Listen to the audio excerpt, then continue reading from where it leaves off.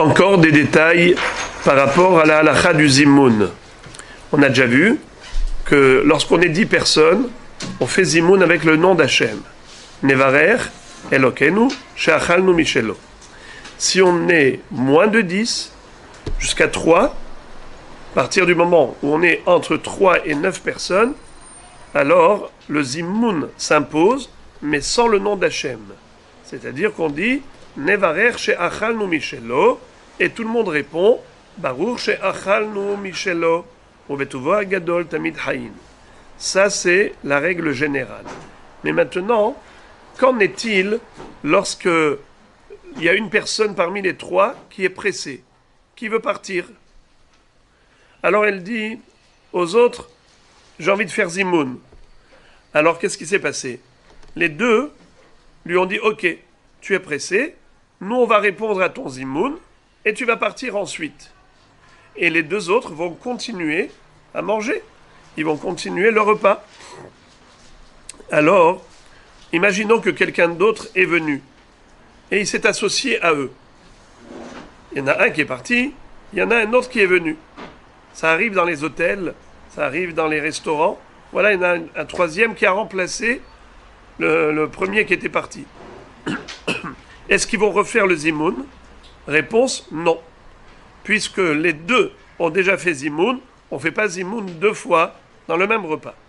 Mais si c'était le contraire, il y en avait 2 qui étaient pressés. Ils ont dit au troisième, écoute, nous on est pressés, on voudrait faire zimoun. Tu réponds? Voilà que lui a répondu. Ensuite, ils sont partis, 2 autres arrivent. Ils descendent de leur chambre d'hôtel, ils arrivent. Ils se mettent à sa table et ils mangent avec lui. Maintenant, on a 2 nouveaux plus lui. Est-ce qu'ils vont faire zimoun? Réponse, répondez-moi. Oui, oui. Pourquoi? Ils sont majorité.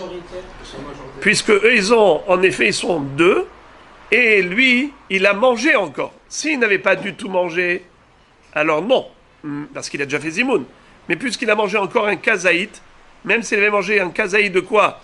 Pas forcément de pain, n'importe quel aliment, il peut s'associer à eux. Comme on a déjà vu cette halakha, que s'il y en a 2 qui ont mangé du pain et un qui a mangé autre chose, il peut faire partie des 3 pour le zimoun. Maintenant, parlons de 10. S'ils étaient 10, alors le zimoun qu'ils auraient dû faire normalement, c'est avec le nom d'Hachem, n'est-ce pas? Imaginons qu'une partie d'entre eux était pressée. On était 10 au début du repas, et ils ont dit, écoutez, répondez zimoun ou on doit partir. Alors qu'est-ce qui va se passer? Ceux qui ont continué leur repas par la suite vont pouvoir faire un nouveau zimoun sans le nom d'Hachem. C'est-à-dire que, puisqu'ils ont, en fait, ils ont déjà répondu avec le nom d'Hachem, mais ils ont continué à manger, ils étaient plus de 3 personnes à continuer à manger encore ensemble, ils pourront faire un zimoun sans le nom d'Hachem.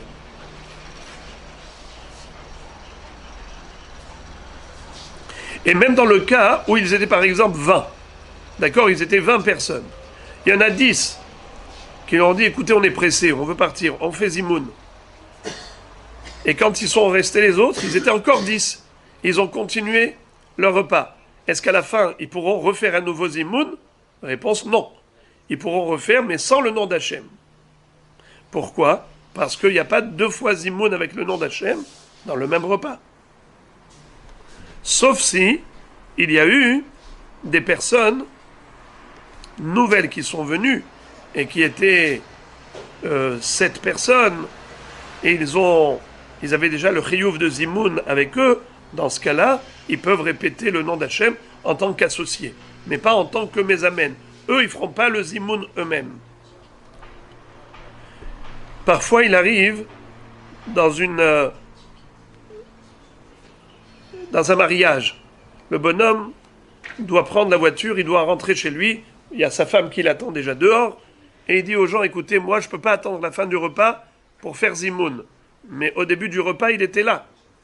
Alors, en effet, il pourra partir, s'il veut être gentil, alors ils répondent à son zimoun, et ils continuent leur repas. Mais s'ils ne sont pas obligés.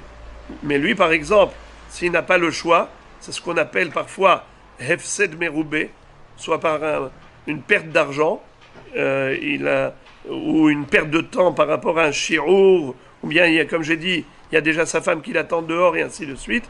Dans ce cas-là, il peut partir même sans le zimoun, mais le mieux serait dans ce cas, un homme qui sait qu'il doit partir plus tôt et qui ne fera pas zimoun à la fin du repas, qui se dise dans sa tête, je m'assois avec eux, mais je n'ai pas l'intention de faire partie du groupe. Je ne mange pas ensemble. Je mange à côté d'eux, mais pas avec eux. Et donc, depuis le début, dans sa tête, il était comme démarqué des autres, distingué et détaché des autres. Donc, il n'était pas mitztaref pour le zimoun.